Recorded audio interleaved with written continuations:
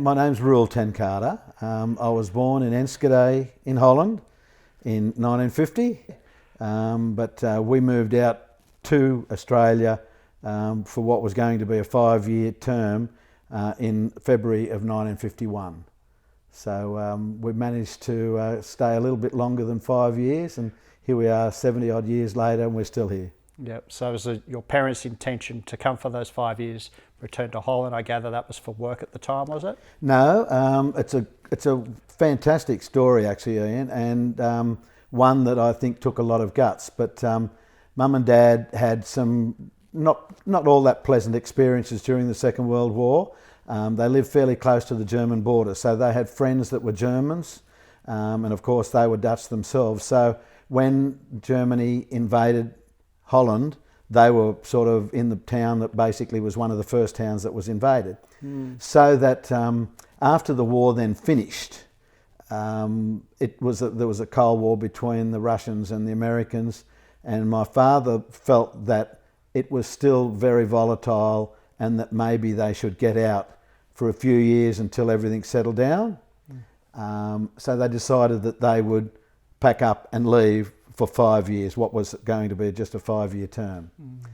The initial plan was to go to South Africa because of obvious ties with Dutch and South Africa, but they had a very, very good friend and his family who was thinking the same way. So the friends decided that they would go to Australia because the husband could get a job here in Sydney. So they made the decision to come to Australia, but because Mum was pregnant with me, Right. they couldn't come out at that time. So we came out 6 months later, Yes. and that's why we arrived in 1951. Now, that is another interesting tale in itself as well, because when we got to Australia, we were supposed to meet our friends in Sydney, but our friends weren't there, so our family was stuck at the airport in Sydney.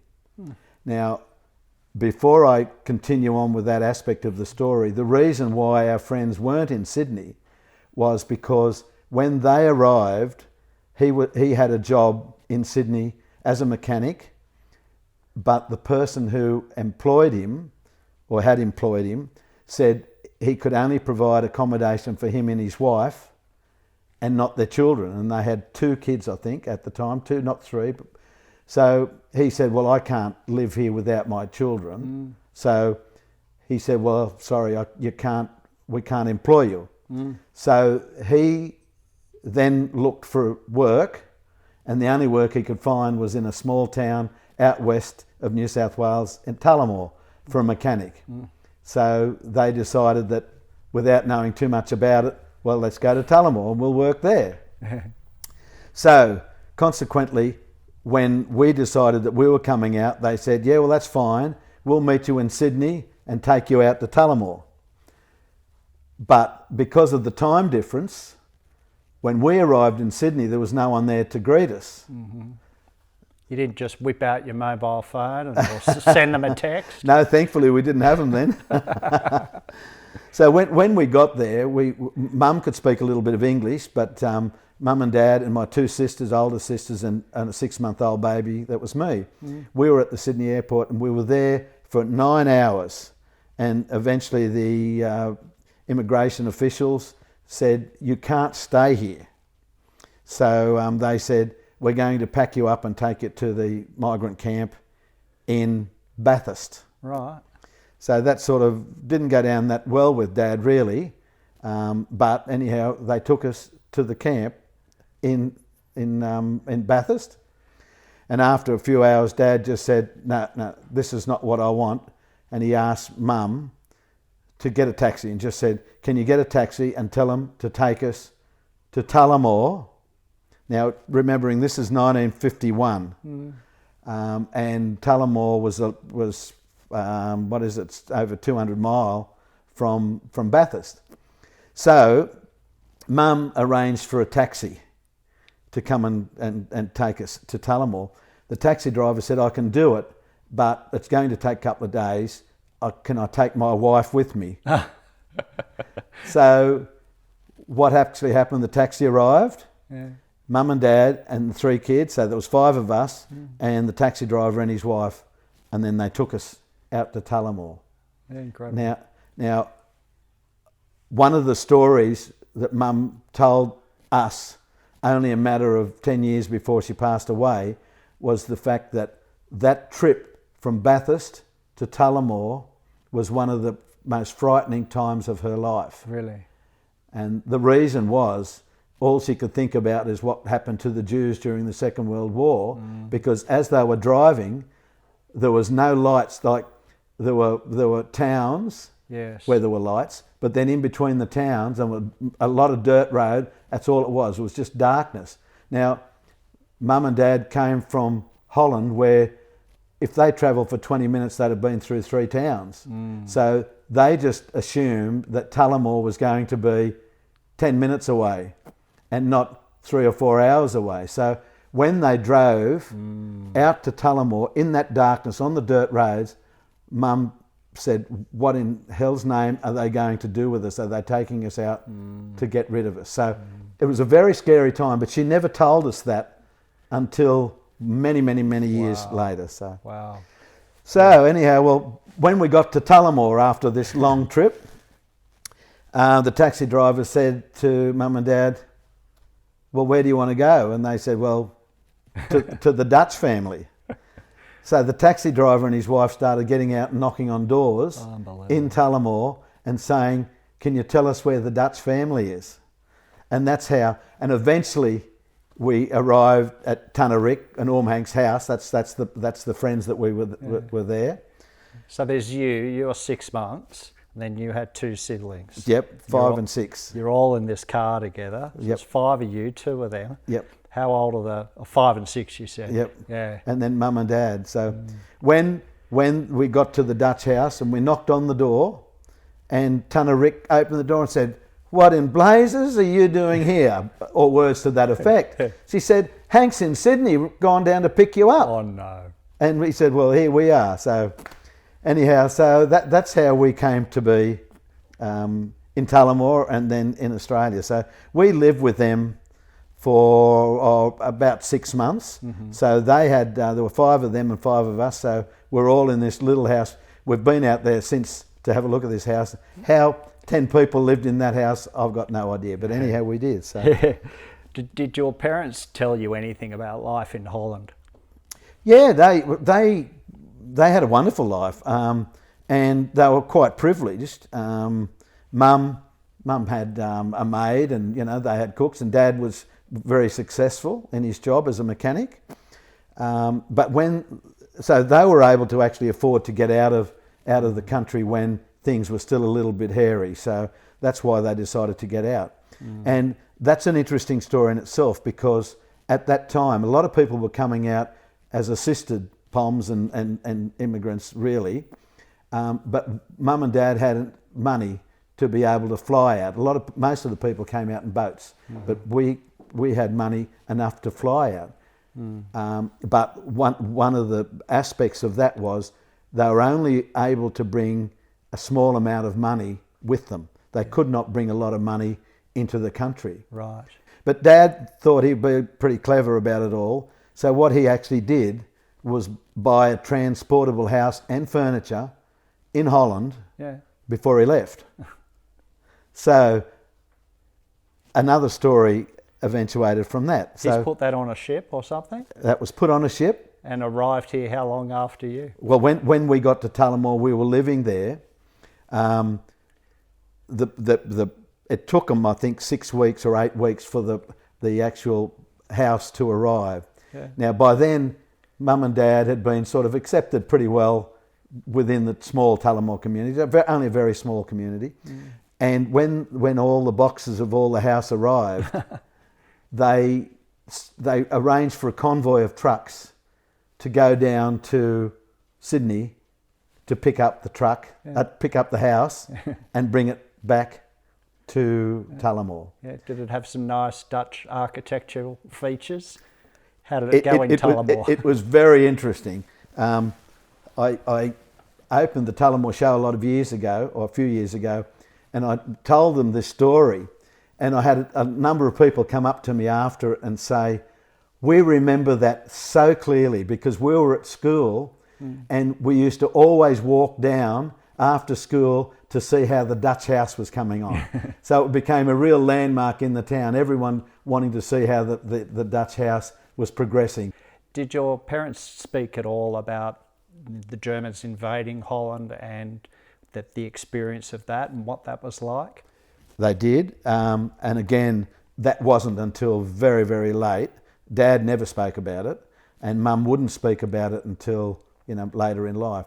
But because they lived relatively close to the German border, there were clashes around their home and in their community. So that was one of the reasons why they were really keen to get out in case another world war basically broke out.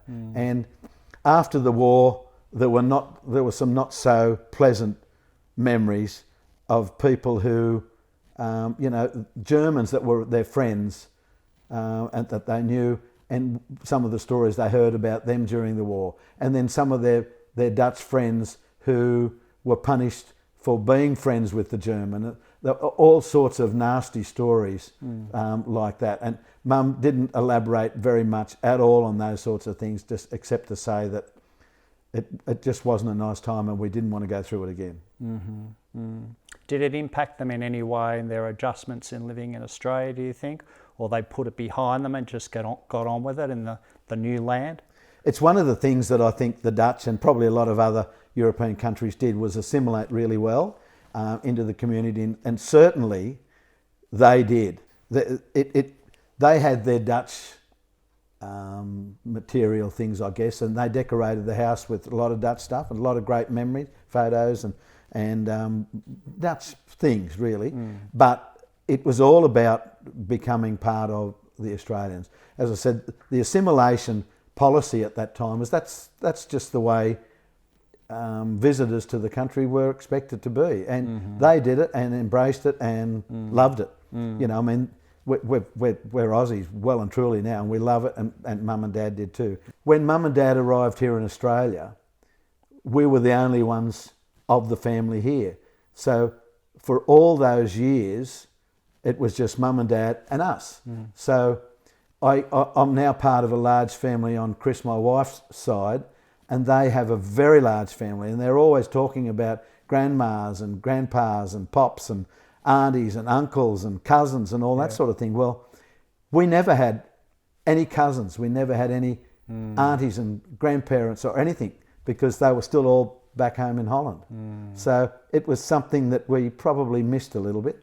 Were you aware of that at school when the other kids are talking about going over to grandma's or getting this present from Auntie Flo or whatever? Were you aware that you didn't have that extended family like they did?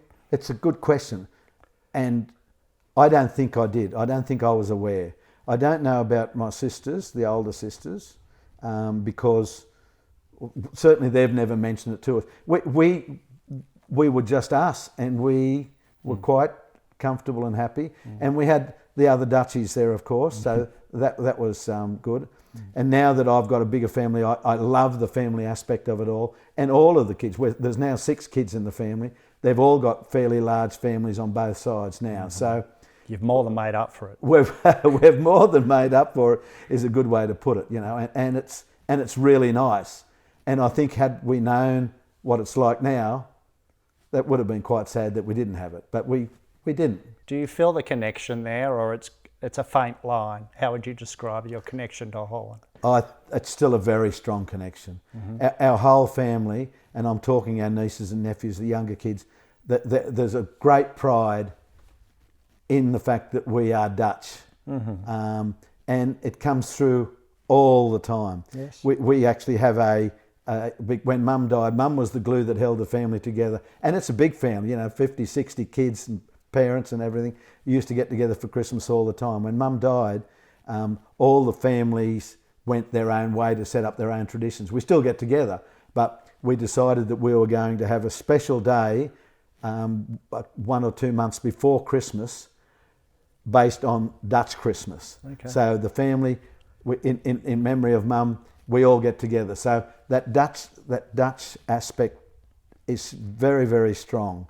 Did you move from Tullamore to Parkes? Was that the next place? That was the connection. And Dad did that basically for the schooling of the girls, but also for work as well. He was keen to start up his own business. In Tullamore, he was working with Orm Hank and other people, so he wanted to start his own mechanics business here in Parkes, and he came here and bought a house and a business. Yes. And we came here. The girls went to school here, and I of course went to school here. So tell me about you. You finished school, and did you want to stay on in Parkes? What's your story professionally?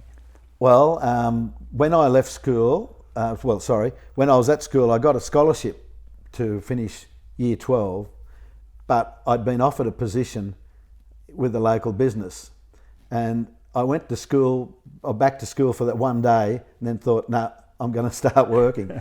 So in year 10 I left and I went to a local garage, and then I ended up leaving that and going to another garage where I worked with this lady, and her husband worked with our local newspaper. And she just said to him one day, you should ask Roel if he'd be interested in going down to start a job with the newspaper. So I'd never had any intention whatsoever of wanting to be a journalist, because I hated writing stories at school and composition. I hated it. So they just said, well, go down and have a yarn. And so when I went down, it sounds pretty pathetic, Ian, I've got to say, but when we went down there, they were talking about the job, but then they're talking about the money, and they said, well, the money's really good because it's the same as a doctor and a dentist and all those sorts of things. And I thought, whoa, that sounds all right. And I said, well, what about the training? And they said, well, you can do that on the job. So I decided that I'd accept the position at the local newspaper, and the editor at the time, managing editor, said, we'll put you on 3 months trial. I was there for nearly 50 years and I was never ever told that I'd had the job. So he never said, right, are you there? So I assumed that I got the job. Yeah. So there in 1968, I started with the Champion Post. And then in 1979, by then, the company asked me if I wanted to have a promotion to go to Forbes, nearby Forbes, it's only 20 minutes down the road, and go there as a managing editor. So from 1979 to start of 1984, I stayed with the Forbes Advocate as the managing editor, and then Bob Aitken was then leaving Parkes to take up the position as the managing editor of the Rotary Down Under magazine. So he went to Sydney, and I came back to Parkes at the start of 1984 and remained there till 2016. What are some of the biggest stories you've had to cover in that time?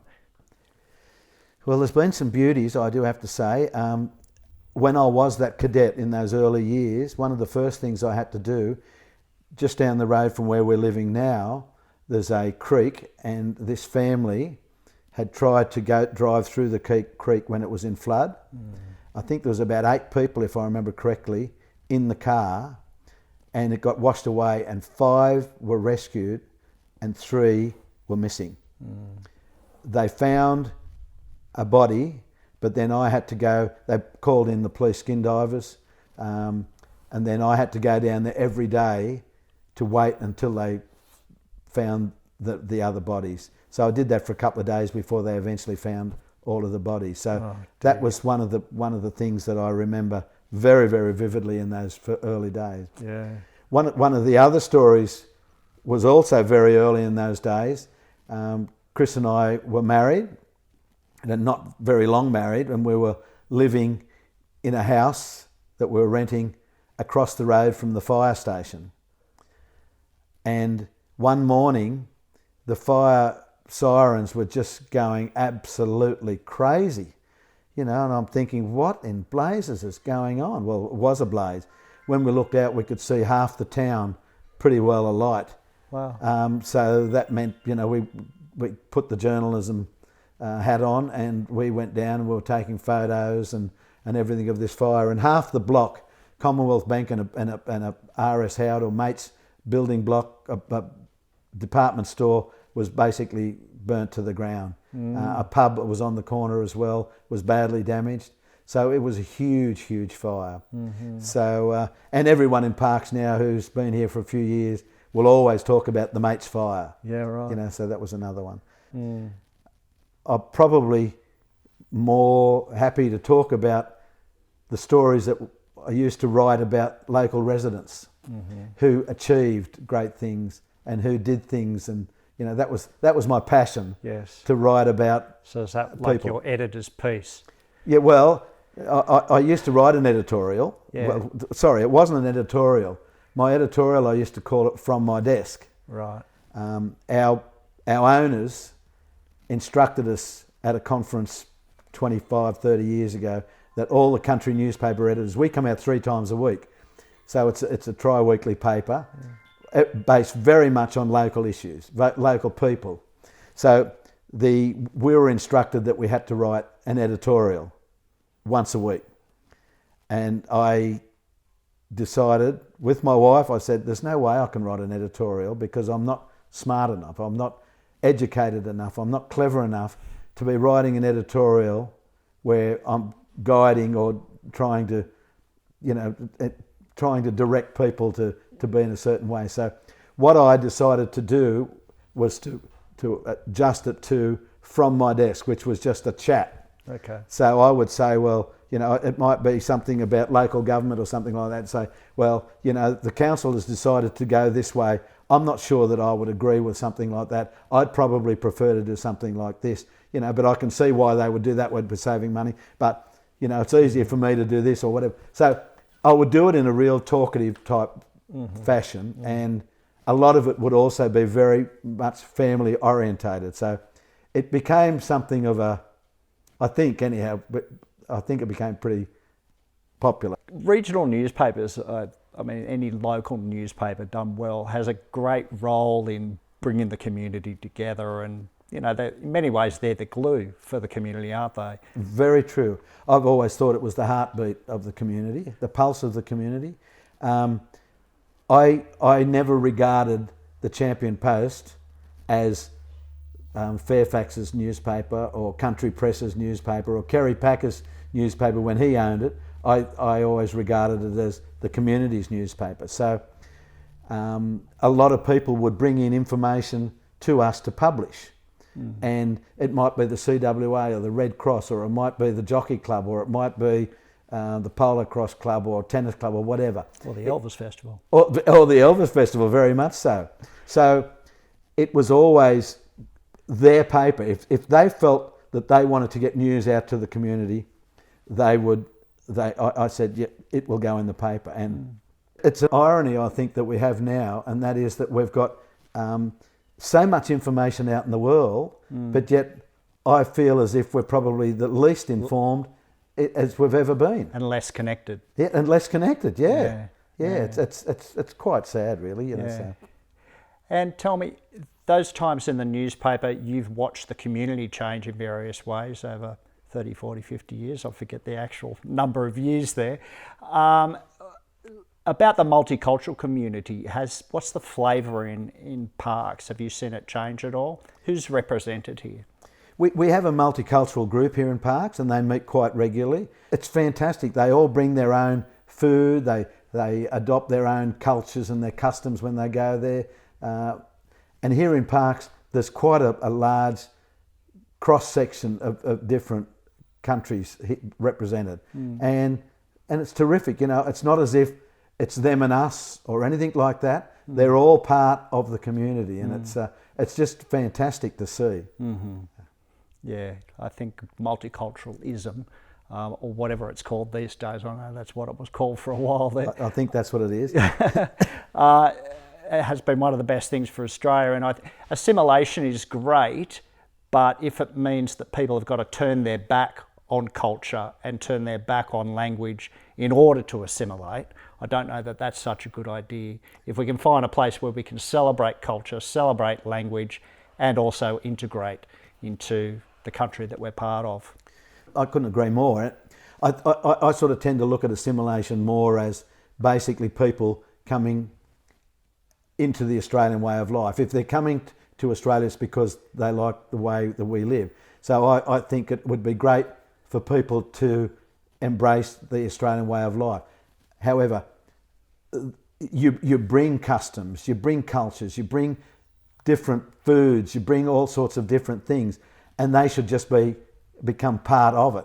I guess what I frown upon or don't particularly like is where groups come from different countries all around the world and then set up their own little countries here in Australia and not try to embrace the full Australian way of life. They just want to enjoy their own way of life that they've brought from there to here. And I don't know if I'm being naive that actually occurs, but I sort of suspect that it does. I would really love it that if everyone just says, right, this is our country, let's be part of it. Tell us how you do all your customs. Show us. That's what we want to learn. You know, it's going to broaden us. That's it. And that's what we want. We want to be broadened. And you know, the Aussie is a pretty unique character, and we can probably help other cultures. But gee, what the other cultures bring to Aussies, it would be or is sensational. Well, I think that's a great place to finish. Roel, thanks so much for hanging out this afternoon and having a chat. I'm surrounded by Christmas trimmings in this house, and I'm reminded to wish you and Chris and your family a very happy Christmas and an awesome New Year. Thanks Thank you again. very much, Ian. I've thoroughly enjoyed talking with you.